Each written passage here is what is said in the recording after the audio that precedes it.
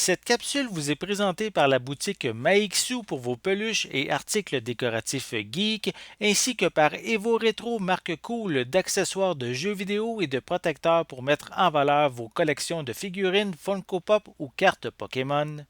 Et bonjour, ici Sébastien, j'espère que ça va bien. J'ai un invité aujourd'hui, Gilles. Allô Gilles, ça va? Allô, ça va bien, toi? Oui, très très bien. On va jaser aujourd'hui je crois que c'est le premier film de Stanley Kubrick, Fear and Desire, ici en format combo Blu-ray DVD. Donc, un film distribué par Elephant Film, c'est un distributeur, pardon, européen, mais on n'a pas à s'inquiéter, leurs films ne sont pas zonés, donc on peut les regarder partout sur la planète. Même les DVD ne sont pas zonés, donc c'est une très bonne nouvelle pour ça. Les DVD, il faut juste confirmer. Je pense qu'ils sont en pâle probablement, mais normalement, si on a une télévision qui Le fait la DVD, tu veux dire. conversion, Le oui, le Blu-ray, DVD. oui, Le c'est ça. Blu-ray, non, ça s'appelait quoi? Le Blu-ray, il n'y a aucun problème nulle C'est part, ça. là, mais Oui, c'est ça. C'est important d'avoir un lecteur DVD compatible PAL. oui, c'est ça. Sauf qu'au pire aller, il y a le Blu-ray que lui, il n'y a pas cette problématique-là. Donc, on peut se procurer ce film depuis, attendez, je vais juste vérifier, depuis le 23 novembre 2021. Et donc, un film est-ce qu'on a ici des acteurs? Oui, Frank Silvera, Kenneth Harp et Paul Mazutsky. Donc, un film de guerre que j'ai jamais vu. Je ne connais pas beaucoup, justement, la filmographie de Stanley Kubrick. Donc, est-ce que tu as déjà vu ce film-là, toi? En fait, j'ai jamais vu Fear and Desire, ce qui était OK. une des raisons pourquoi je voulais vraiment, vraiment voir ça. En fait, bon, Stanley Kubrick, c'est vraiment une Une très grande légende. légende là, du 7e art. Tous ses films ont fait sensation, mais tous ces films ont marqué à partir d'un certain moment, disons.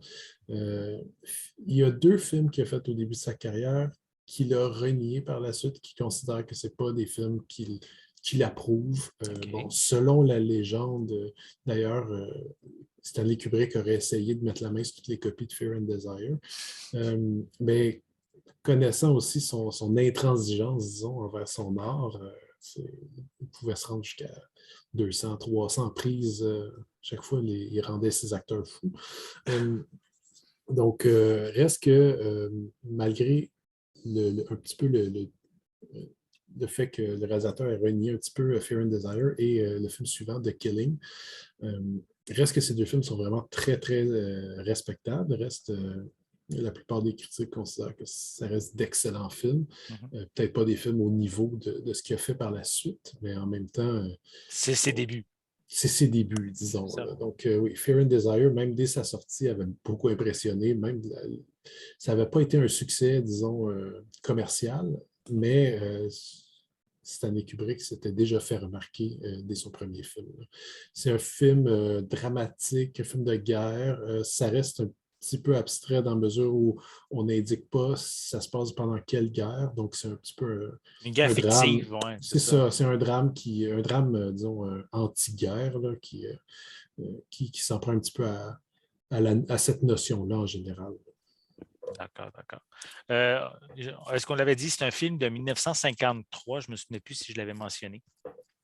Je vais donner quelques technicalités qu'on a à l'arrière. C'est quand même assez court, 62 minutes, donc pas très, très long comme film.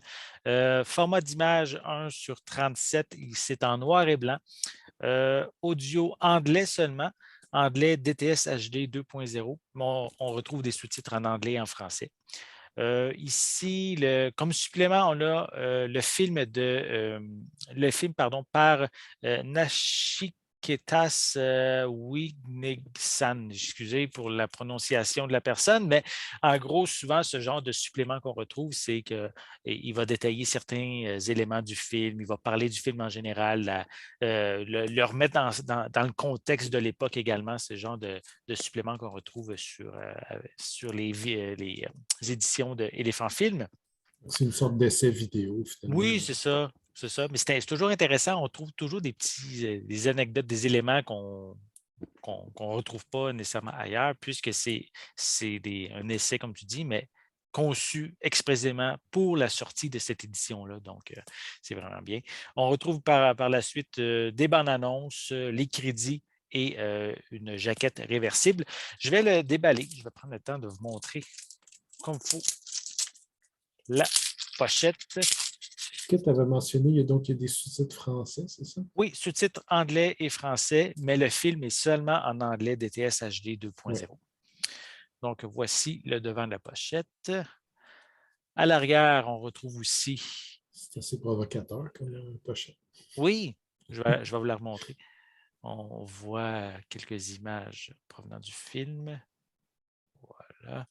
Je vais vous la remontrer. Là. On peut voir le devant. Là, que j'avoue, pour un film de 1953, c'est sûr que c'est assez, j'avoue, pour l'époque, assez provocateur, comme tu disais. C'est pas la pochette, c'est pas le poster original, disons, quand il est sorti au Non, cinéma. ben, je suppose, souvent, c'est la pochette originale qu'on retrouve à l'intérieur des comme pochette réversible. Ah, d'accord. Donc, on va la découvrir. Donc, le boîtier en tant que tel est identique à la pochette, à la jaquette cartonnée.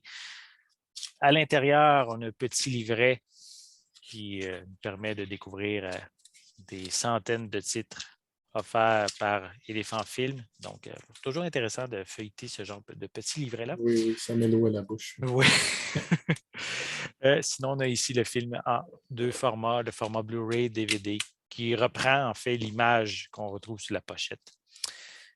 Et sinon, effectivement, c'est une pochette vraiment même très intéressante aussi, je trouve, qui doit peut-être être plus la pochette originale lors de la sortie du film. Souvent, c'est ça qu'on retrouve. Peut-être, je pense qu'il y a eu de multiples posters, de multiples Peut-être, affiches. Donc, sûrement. je pense que ce film-là est sorti en fait en tant que supplément, entre guillemets, sur l'édition Criterion du film The Killing, qui était son deuxième film. OK.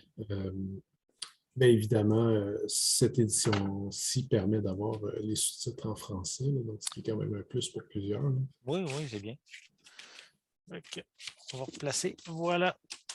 Dans sa pochette. Donc, si vous aimez justement le réalisateur, si vous recherchez peut-être ses premiers films qui sont honnêtement qui doivent être plus difficiles à se procurer, peut-être que là, Ouais. oui, il y a une nouvelle édition, mais sinon, c'était peut-être plus difficile C'est sûr, auparavant. version sous-titre, sous-titré français, c'est sûr que ça, c'est très, très rare Très, ici. très rare. Fait que, Ouais, donc, c'est vraiment vrai. peut-être une édition intéressante à se procurer. Puis en plus, comme on l'a mentionné, elle n'est pas zonée, donc on peut la regarder partout sur la planète là, en ayant un lecteur DVD PAL ou un lecteur Blu-ray. Il n'y a pas de problème. Donc, si ça vous intéresse, mais il est déjà disponible chez Éléphant Film depuis le 23 novembre 2021. J'espère que vous avez aimé cette vidéo. Si c'est le cas, n'hésitez pas à mettre un pouce en l'air, à laisser des commentaires. Dites-nous justement, est-ce que vous aimez la filmographie de Stanley Kubrick? Est-ce que ce premier film de sa filmographie vous intéresse? Laissez-nous vos commentaires à ce sujet en dessous de la vidéo. N'oubliez pas non plus de vous abonner à notre chaîne afin de rester à l'affût de nos prochaines capsules.